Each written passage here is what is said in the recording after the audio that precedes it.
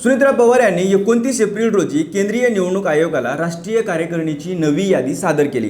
प्रत्येक पक्ष अशी कार्यकारिणी यादी आयोगाला सादर करत असतो, त्यामुळे यादी सादर केली ही बातमी नाहीये।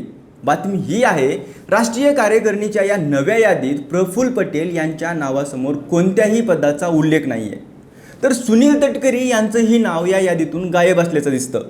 दुसरीकडे पक्षाचे सरचिटणीस म्हणून पार्थ पवार आणि जय पवार यांची वर्णी लागल्याने पवार कुटुंबाचं वाढतं वर्चस्व स्पष्ट दिसत आहे। आता ही केवळ तांत्रिक चूक आहे की पक्षातील मोठ्या राजकीय बदलाची सुरुवात आहे, असा प्रश्न उपस्थित केला जातोय। पडद्यामागे नेमकं काय सुरू आहे? सुनेत्रा पवार यांनी संपूर्ण वादावर एक्स पोस्टमधून काय स्पष्टीकरण दिलंय आणि खरंच त्यांनी जाणून बुजून राष्ट्रवादीतील वरिष्ठ नेत्यांना या यादीपासून दूर ठेवले का? सगळं सविस्तरपणे जाणून घ्याव्या त्या व्हिडिओच्या माध्यमातून। नमस्कार, मी अमोल जाधव आणि तुम्ही पाहताय लगाव बत्ती। अजित पवार यांच्या निधनानंतर पक्षाचं राष्ट्रीय नेतृत्व कुणाकडे असणार या चर्चांना राष्ट्रीय अध्यक्ष बनून सुनेत्रा पवार यांनी पूर्णविराम दिला। त्यानंतर आपण पाहतोय गेल्या काही महिन्यात सुनेत्रा पवार यांनी पक्षावर आपली पकड मजबूत केली। पण या सगळ्या घडामोडी घडत असताना पक्षाचे वरिष्ठ नेते म्हणून प्रफुल्ल पटेल आणि सुनील तटकरे यांच्याविषयीच्या काही भूमिकांमुळे संभ्रम कायम राहिलाय। आणि आता पुन्हा एकदा राष्ट्रवादीच्या नव्या राष्ट्रीय कार्यकारिणीच्या यादीमुळे पक्षातील अंतर्गत राजकारण चर्चेत आले। पक्षाने नुकतंच आपली नवीन राष्ट्रीय कार्यकारिणी यादी जाहीर केली। राष्ट्रीय कार्यकारिणी आणि पक्षाच्या पदाधिकाऱ्यांची सविस्तर माहिती देणारं पत्र निवडणूक आयोगाला 29 एप्रिल रोजी राष्ट्रीय अध्यक्ष म्हणून सुनेत्रा पवार यांनी पाठवलं। हेच पत्र सध्या सोशल मीडियावर मोठ्या प्रमाणात व्हायरल होते। या पत्रात राष्ट्रवादी काँग्रेसच्या राष्ट्रीय अध्यक्ष म्हणून सुनेत्रा पवार यांचं नाव असून जनरल सेक्रेटरी म्हणून पार्थ पवार आणि जय पवार यांच्या नावाचा देखील समावेश करण्यात आलाय। मात्र या यादीमध्ये प्रफुल्ल पटेल आणि सुनील तटकरे यांच्यासारख्या वरिष्ठ नेत्यांची नावं नसल्याचं स्पष्टपणे दिसून येतंय आणि हाच मुद्दा आता राजकीय चर्चेचा केंद्रबिंदू ठरलाय। दरम्यान हे पत्र व्हायरल झाल्यानंतर उपमुख्यमंत्री सुनेत्रा पवार यांनी मध्यरात्री एक्सवर एक पोस्ट करत या प्रकरणावर स्पष्टीकरण दिलंय। त्यांनी म्हटले की माध्यमांमध्ये प्रसारित होत असलेल्या राष्ट्रवादी काँग्रेसच्या पदाधिकाऱ्यांच्या याद्यांमध्ये काही तांत्रिक आणि क्लेरिकल चुका झाल्या असून त्या लवकरात लवकर दुरुस्त केल्या जातील।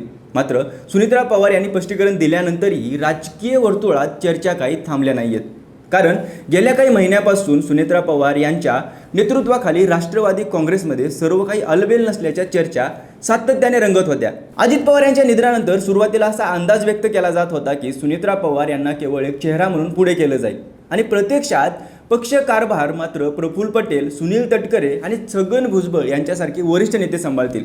पण प्रत्यक्षात चित्र वेगळं पाहायला मिळालं। सुनेत्रा पवार यांनी योग्य वेळी योग्य राजकीय खेळी करत पक्षावरची आपली पकड मजबूत केली। त्यांनी पक्ष टिकवून ठेवण्यासोबतच निर्णय प्रक्रियेत स्वतःचं स्वतंत्र स्थान निर्माण केलं। शरद पवारांपासून ठराविक राजकीय अंतर राखत त्यांनी स्वतःची स्वतंत्र ओळख तयार करण्याचा प्रयत्न केला।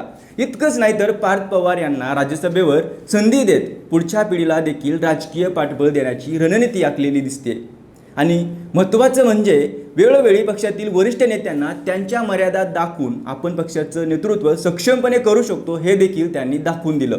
त्यामुळे आता राष्ट्रीय कार्यकारिणीच्या या नव्या यादीत वरिष्ठ नेत्यांची नावं नसल्याने हा केवळ तांत्रिक घोळ आहे की त्यामागे मोठा राजकीय संदेश दडलेला आहे याबाबत चर्चा सुरू झाल्या आहेत। कारण या यादीच्या माध्यमातून सुनेत्रा पवार यांनी अजित पवार यांच्या पश्चात पक्षाचा वारसा आपणच पुढे नेणार असल्याचे संकेत दिल्याची चर्चा आता उघडपणे होते। तर दुसरीकडे अजित पवार यांच्या निधनानंतर बारामती मतदारसंघाचा पुढचा वारसदार कोण असणार यावरूनही राजकीय वातावरण तापलेलं दिसत आहे।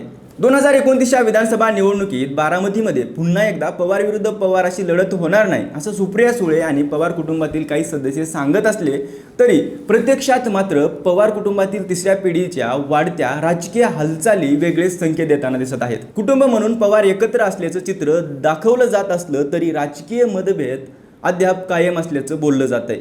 आणि याच पार्श्वभूमीवर युगेंद्र पवार आणि जय पवार दोघेही बारामती मतदारसंघात अक्षरशः पिंजून काढताना दिसत आहेत। राष्ट्रवादी काँग्रेस शरद पवार गटाचे युगेंद्र पवार हे मतदारसंघात सातत्याने दौरे करत असून नागरिकांच्या गाठीभेटी घेत आहेत।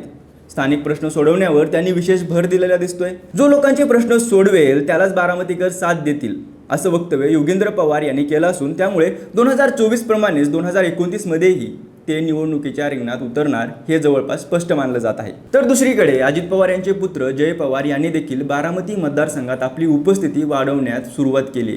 लोकांच्या सुखदुःखात सहभागी होणं, नुकसानग्रस्त भागांची पाहणी करणं जनता दरबार घेत स्थानिक प्रश्न सोडवण्याचा प्रयत्न करणं, अशा माध्यमातून जय पवार देखील कार्यकर्त्यांमध्ये सक्रिय होताना दिसत आहेत.